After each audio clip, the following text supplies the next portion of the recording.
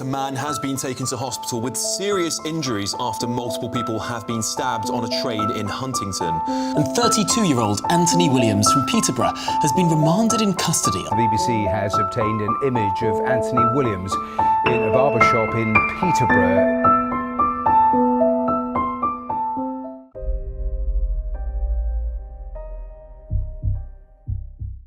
It was an ordinary Saturday evening in early November.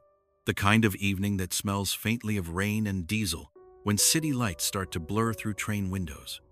On November 2nd, 2025, the 1852 London Northeastern Railway service departed Doncaster, bound for King's Cross Station. It was busy but calm. Passengers spread through the carriages, scrolling through phones, reading or dozing. Luggage rattled overhead, the rhythmic hum of the rails steady and reassuring. It was one of those journeys where nothing ever happens, until it did. Among the travelers was Anthony Williams, a 32-year-old man who had boarded the train a stop later in Peterborough.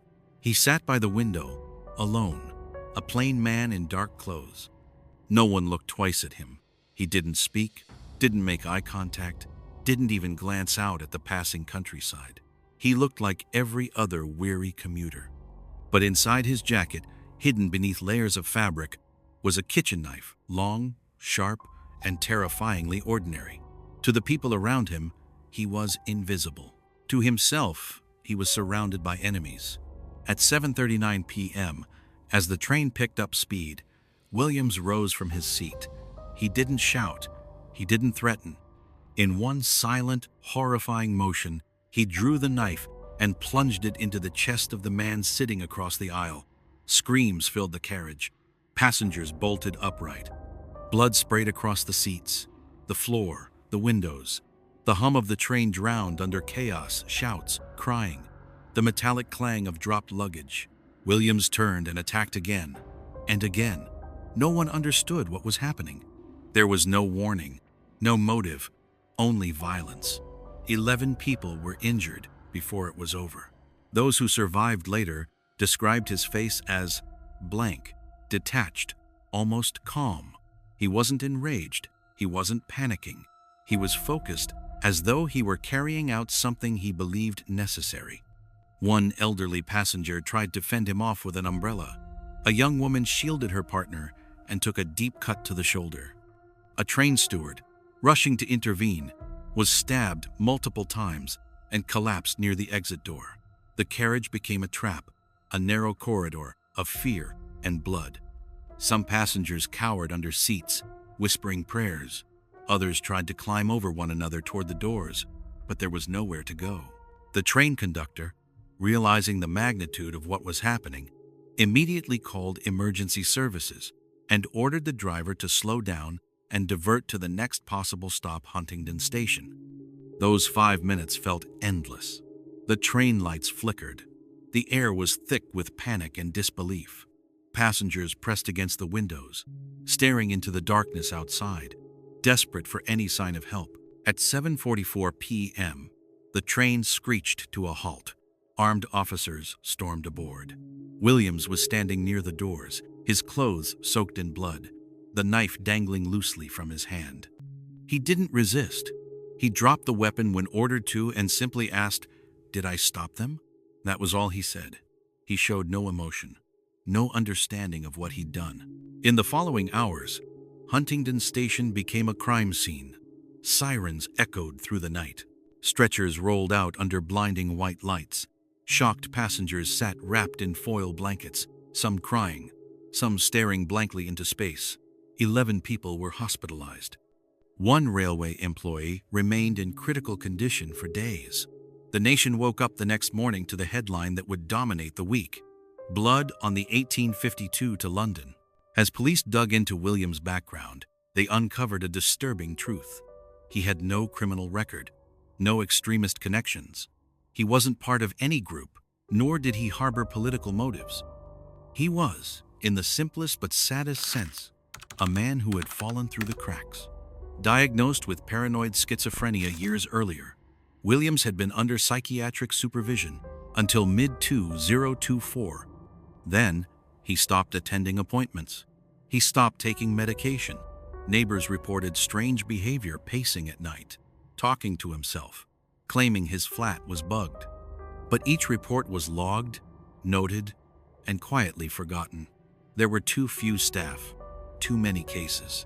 No one followed up. By the time he boarded the train that evening, Anthony Williams was lost entirely to his delusions. He believed the people around him were imposters, agents following him, part of a vast conspiracy. In his mind, the train wasn't a train, it was a trap.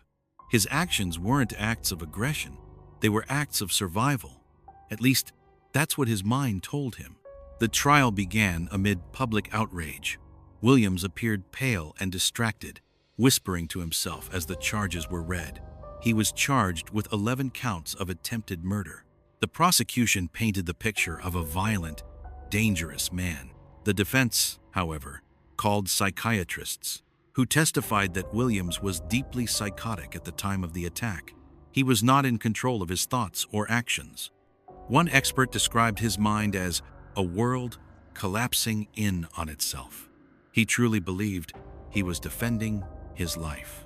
The victims' statements filled the courtroom with raw emotion. Some wept as they spoke. One woman described the sound of the knife, the sickening rhythm of metal meeting flesh. A man who had been slashed across the chest said he still dreams of that moment when everything turned to chaos.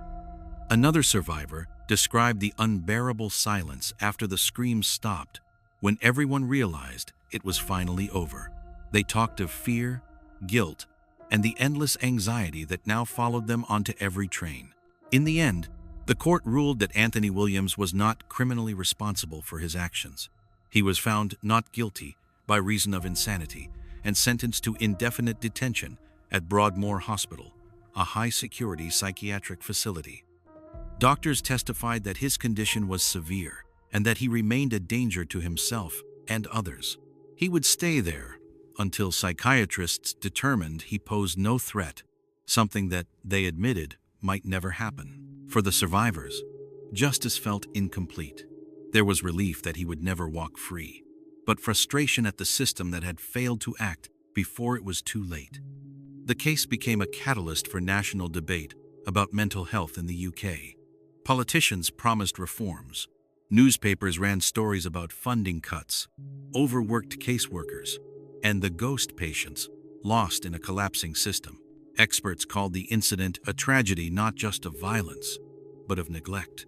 Months later, flowers still appeared at Huntingdon Station, small reminders left by strangers who had never known the victims, but felt the weight of what had happened. The train route resumed its regular schedule, but those who travel it say there's an unease that lingers, a quiet tension when someone stands up too quickly or reaches into a bag. Anthony Williams remains in Broadmoor. He receives treatment, counseling, medication, things that might have saved 11 people from a night of terror had they come sooner. His mind, according to reports, drifts between lucidity and delusion. Sometimes he asks about the train. Sometimes he doesn't remember it at all. The Huntingdon Train Attack is more than a story of one man's madness. It is a reflection of a society that too often reacts after tragedy instead of preventing it. It is about the passengers who boarded a train expecting safety, and the cracks in the system that turned it into a nightmare. It's about silence, oversight, and the human cost of neglect. And as the years pass, one truth remains clear. The line between an ordinary evening and catastrophe can be terrifyingly thin. Sometimes, all it takes is one man, one moment, and one train.